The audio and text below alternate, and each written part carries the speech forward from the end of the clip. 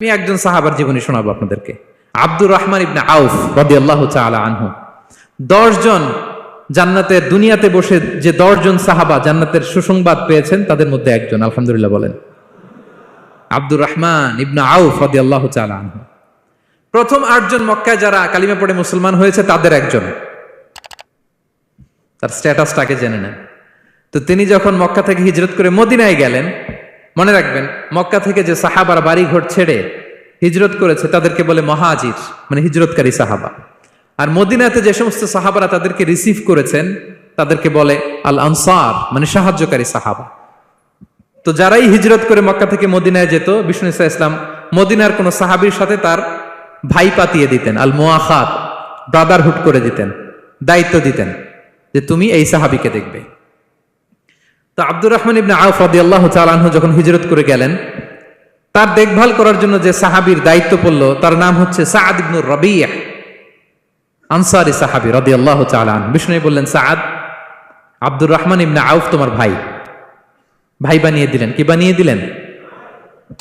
তুমি তাকে take care করবে, সে হবে তোমার মেহমান। সুবহানাল্লাহ। সাআদ ইবনে রাবিয়া রাদিয়াল্লাহু তাআলা আনহু তিনি আব্দুর রহমান ইবনে আউফকে ডেকে নিয়ে গেলেন, ঘরে নিয়ে গেলেন মেহমানকে, এবং বললেন, ইয়া সাআদ ইন্নী আকসারুল আনসারি মালান। হে সাআদ, তুমি চিন্তা করো না, তুমি মনে করো না যে তোমার ভরণ পোষণ দিতে আমার কষ্ট হবে। আমি মদিনার সবচাইতে বড় বিজনেস ম্যাগনেট, সবচাইতে বড় বিজনেস ম্যাগনেট আমি। No tension, don't worry about it. Tension নিও না, আসো, তোমার জন্য আমার কি প্রপোজাল শোনো। ফাআকসিমু লাকা নিসফা মালি, আমার যত সম্পদ আছে আমি অর্ধেক তোমার দিয়ে দিব। সুবহানাল্লাহ। এত আসতে আপনার বাড়িতে কেউ মেহমান হলে করতে পারবেন এরকম? আল্লাহ, কেমন প্রেরণার বাতিঘর তারা। ফাআকসিমু নিসফা মালি, হে আব্দুর রহমান ইবনে আউফ, আমার অর্ধেক সম্পদ তোমারে দিয়ে দিব। এখানেই শেষ না, এরপর বলতে লাগলেন, আমার অনেকগুলো স্ত্রী আছে, তুমি কোথায় যে মেয়ে খুঁজবা, প্রস্তাব দিবা, এত ঝামেলার দরকার নাই।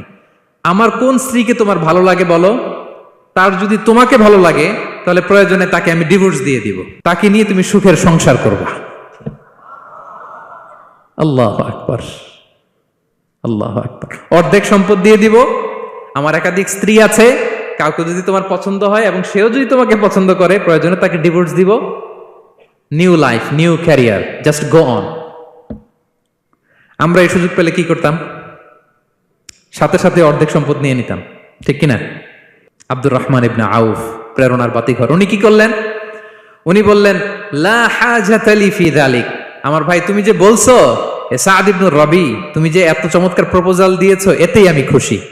তোমার কোনো কিছুর আমার দরকার নাই। বারাকাল্লাহু লাকা ফি আহলিকা ওয়া মালিক, আল্লাহ তোমার সম্পদে বরকত দেখ, আল্লাহ তোমার পরিবারেও বরকত দেখ। তবে একটা কষ্ট করতে হবে, সেটা কি? আব্দুর রহমান ইবনে আউফ বললেন, দুল্লানি ইলা সুক, just show me the way to market. মদিনার বাজারটা কোথায় এটা একটু দেখায় দাও। আমি নতুন মানুষ, পথঘাট চিনি না। দুল্লানি ইলা সুক, just show me the way to market of Medina. মদিনার বাজারটা কোন রাস্তা একটু দেখায় দাও। আল্লাহু আকবার।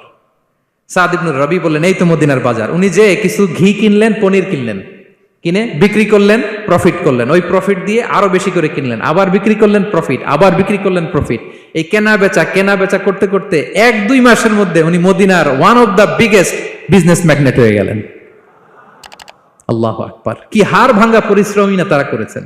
একেবারে রেডি ক্যারিয়ার ছিল, গেলাম সবচেয়ে বড় বিজনেসম্যানের অর্ধেক সম্পত্তি পেয়ে গেলাম। He didn't accept the ready career, rather he made his own path with his own Endeavour.